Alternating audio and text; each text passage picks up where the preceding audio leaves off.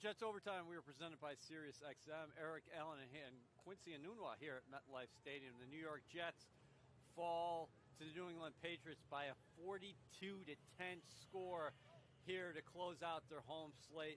Quincy, this was a disappointing game from the get-go. Yeah, it's tough. I mean, when you're on the East Coast, the weather can really get to you when you already have a bad schedule, right? And so you could see out there those guys were not prepared for today. They weren't prepared for the cold. They weren't prepared for the Patriots onslaught. 6 straight drives with a touchdown. Just a tough showing from the defensive side. Then offensively, if you can't get anything going offensively, it's tough to really stay in the game. These guys, they were struggling today. Yeah, we'll get to Breece Hall in a minute. He reaches 1,000 for the first time in his career. He was one of the few bright spots for the green and white on this day. Aaron Glenn said heading into the ball game, listen, we're out there to win. But from the get-go, the Jets won the coin toss, actually. They deferred. We're going to take the ball in the second half. The Patriots come down. They score a touchdown on their first possession. The Jets go 3 and out. Patriots score a touchdown on their second possession. Why that is so notable, that 14-0 advantage for New England. That's the third time in the last 4 games the Jets have fallen behind by at least 14 points in the first quarter. Yeah, and it's tough because I think Vrabel had that old Patriots Jet mindset going on where he wants to try to bully the Jets, and unfortunately he had his opportunity today. I think these guys did not show up. I think Coach Glenn will tell you that. The players will tell you that as well. It's not a good showing. It really reminds me of some of those old days when I was playing where, it gets late in the season and your season is just not going the way it needs to. You got to find something within you to really go out there and push. The weather is tough, and you're going to play in Buffalo next week, so it's going to be even worse. You have to find a way to pull it out because I think ultimately it's about your pride at the end of the day. Yeah, pride is a great word there. The Jets wanted to play spoiler today, but instead the Patriots inched closer to their first AFC East title since 2019. After the game, head coach Aaron Glenn addressed the media. All right, injuries that we had in the game. Stigger's knee, Isaiah, I'm sure he'll be in concussion protocol. Simpson had a knee, Breece had a knee. I think that was about it when it comes to the injuries. When it comes to this game, highly disappointed on the way that we came out to allow this team to come out and score, I think, on the first 6 drives. Was not good. Offensively, we were stagnant also. We allowed them to pressure the quarterback through another interception this game, which was not good. And, man, I always talk about how we come out and we play with effort. Today was probably the one time I feel like our effort wasn't as good as I would want to be. And that's just me not BSing you guys, just being on this. I didn't think the effort was where it needs to be. We have to figure that out. We have one more showing, all right, against a good team, against a playoff team. And we have to get ourselves going, practice this week, and get ourselves going. That's just about it. That's what we have to do because today was definitely not good enough. So any questions? Aaron, when you see the 35-3 score at half and it was 300-something yards from them, yeah, do you worry at all that guys are checking out a little bit as the season comes to a close? Not worried about them checking out. I'm more worried about just the psyche of just seeing 35-3. Because at some point, man, it's not about the score anymore. It's about the pride that you go out there and play with. And again, I'm always going to talk about how our guys play with effort. But today, I didn't see the effort that I felt like we needed to go out there and compete at a high level. You didn't think the effort was there. How was the strategy? How were the X's and O's today? I actually thought that we had a really good plan going to this game. I really did, on both sides and on special teams. And those guys went on, they made plays. I give those guys credit. They made plays. They for their defense, they hit our quarterback quite a bit, and they made plays on the ball quite a bit. Their offense, man, their quarterback, and I've said this for a long time, he's playing at a high level. And, man, they caught some balls on us in man-to-man coverage that, you give them credit for. The ball that Diggs caught, over Stiggs, I mean, that was just a hell of a play by him. On some of our young guys in the back end, they made hell of a plays. We missed some tackles that we shouldn't miss, right, that also showed up. So I don't want to say it's truly the X and O's. I just think their guys made plays. And that's what this game is about, fellas. I mean, playmakers make plays, and those guys made more plays than us. just heard from Jets head coach Aaron Glenn after the Green and White's 42-10 loss to the Patriots here at MetLife Stadium. Interesting. He's talking about it, the psyche of his team. Yeah. Giving up 5 consecutive touchdown drives there in the first half, and then seeing on the scoreboard after 30 minutes, one of your arch nemesis in the division up on you, 35-3. Yeah, absolutely. And I think it's tough as a player, right? When you go out on the field and you can hear the opposing crowd cheering MVP for the quarterback, right? All these things go into play. But at the end of the day, it's your own fault that it looks the way it does on the field, right? Or outside of the field, right? The fans want to come in and see these guys put on a performance. That's what you were supposed to do. You're a performer. You're supposed to go out there regardless of what's going on around you. And that's the hardest thing about being an NFL player. And a lot of these guys got to kind of lock in. We have a lot of young players out there, right? Especially on the defensive side. So this is a learning lesson, right? Guys may or may not be here next year, but you have to learn from today. Big contrast in quarterbacks. Drake May in his second year for the Patriots, of course, 19-21 for 256 yards, 5 touchdown passes. Meanwhile, Brady Cook, the undrafted free agent out of Missouri, makes his third consecutive start. He finishes 19-33 for 152 yards with the 1 interception. Yeah, I mean, Drake May is playing at a high level. There's a reason why we heard the MVP chance, but I also think the rest of his playmakers really showed up for him. We talked a little bit about Stephon Diggs, man. That guy's playing excellent. Talking about coming off of a knee injury. So that was the guy they had to watch. He made some big plays, and they had some good coverage on him. It's just that he made more plays, and that's what Coach talked about, right? Their playmakers were making plays. There was a lot of really tight throws, tight window throws that the guys were coming up with the catches, and opposite with the Jets, our guys just were not doing that. One of the Jets' best performers throughout the 2025-26 season has been Breece Hall. He reaches 1,000 yards for the first time in his career today.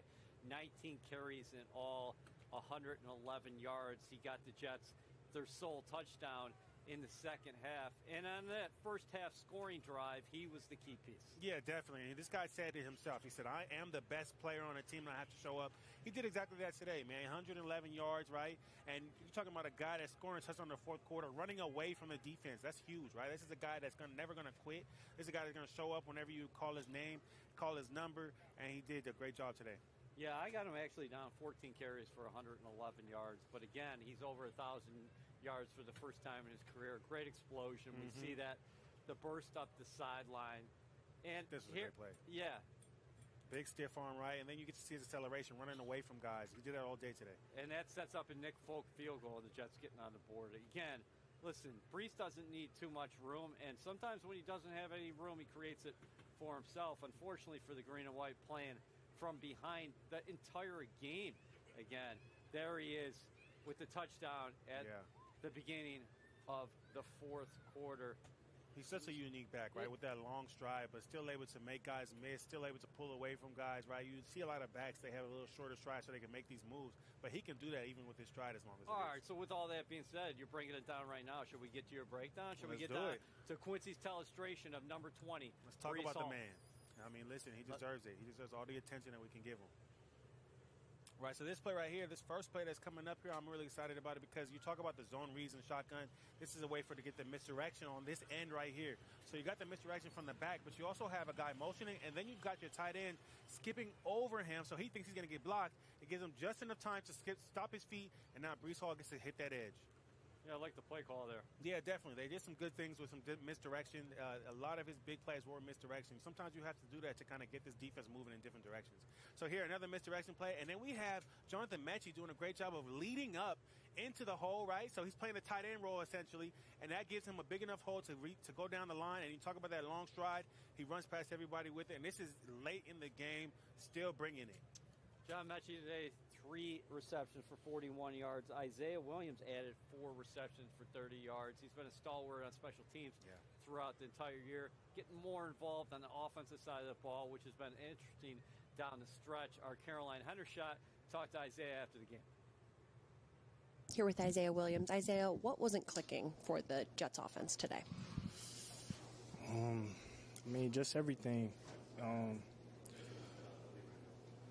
One thing we talked about before the game was we just can't hurt ourselves. You know what I'm saying? And today we hurt ourselves once again. And I feel like it always comes down to execution. Like, it could be one person doing his job, and then the other 10, like, it got to be all 11 on offense, you know what I'm saying?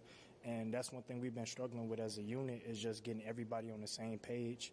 I mean, we growing every week, but at the same time, like, it's something that all 11 got to be on the same page, and like, today we wasn't all on the same page. If you could pinpoint one thing to help make all 11 on the same page for next week so that you guys can kind of end this season riding the ship, what do you think that one thing would be?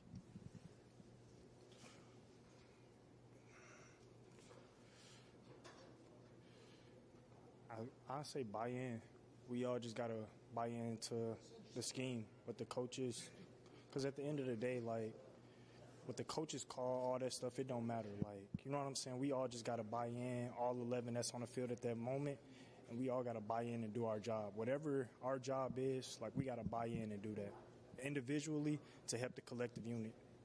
What was Coach Aaron Glenn's message to the team after today's game?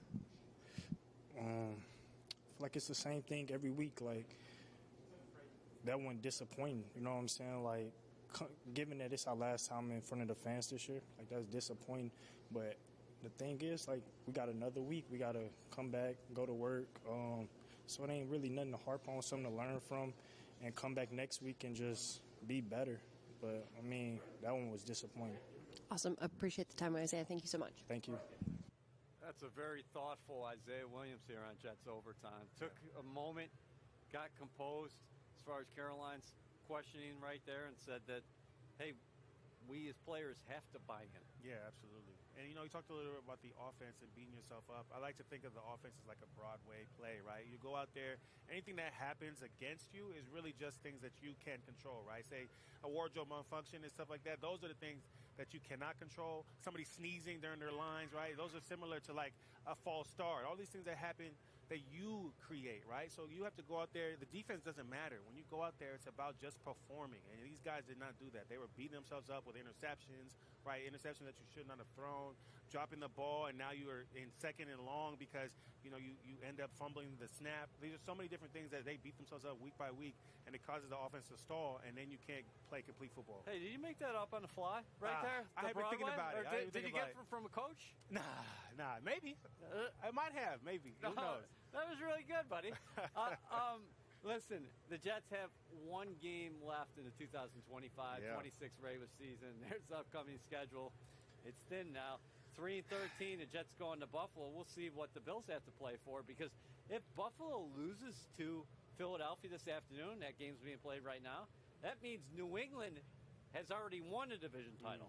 Now, if Buffalo wins, is still alive. They would have to beat the Jets next week and then have the Miami Dolphins, who, in fact, I think took down the Tampa Bay Buccaneers today, and one of the league surprises, beat the Patriots. So much up in the air. But what is not in the air right now is the Cleveland Browns beat the Pittsburgh Steelers today. Jets Nation was taking a look at that game awfully closely, because entering this game, Cleveland was third in the draft order. Right now, the Jets are standing at third in the draft order, going up a level past the Browns, and the New York Giants, the crosstown Giants, who actually play in the stadium as well, are playing the Las Vegas Raiders this afternoon. So we're going to have to see how that all plays out. The reason why I bring that up is that the reality of the situation is we know the Jets have 2 first-round picks coming up in April. They have 5 first-round picks over the course of the next 2 years. They could have 4 picks in the top 50 overall. There's a lot of work to be done with this roster. And what the Patriots have done is proven that this thing can be flipped in the NFL rather quickly.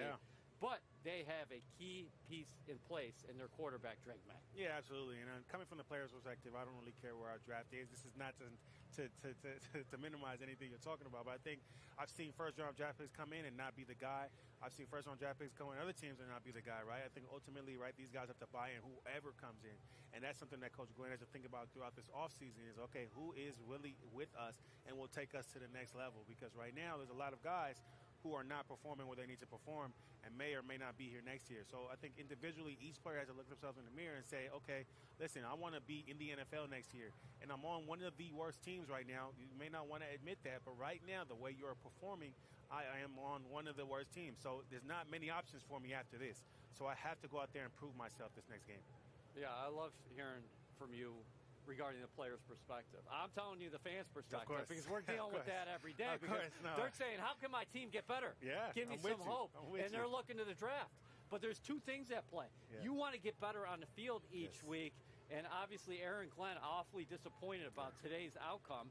The Jets have yet to score an AFC East victory this year heading into Buffalo next week. You got the Patriots with their head coach, Mike Vrabel, and Drake May. They're not going anywhere for a long time. Yeah. You got Sean McDermott in Buffalo with Josh Allen. You're going to have to contend with these teams.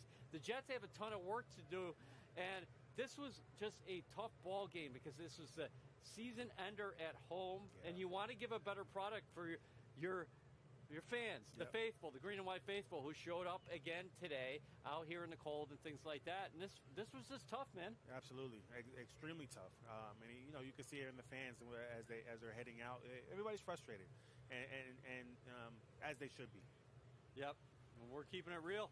Next week it's Jets Bills, and we'll be back for pregame Central, and then Jets overtime, the final one of the 2025-26 season. But from here today at MetLife Stadium, the New England Patriots 42, the New York Jets 10, the Jets 3-13, the Patriots 13-3. For Quincy and Nunwa and a cast of thousands here at MetLife Stadium, I'm Eric Allen. We're signing off.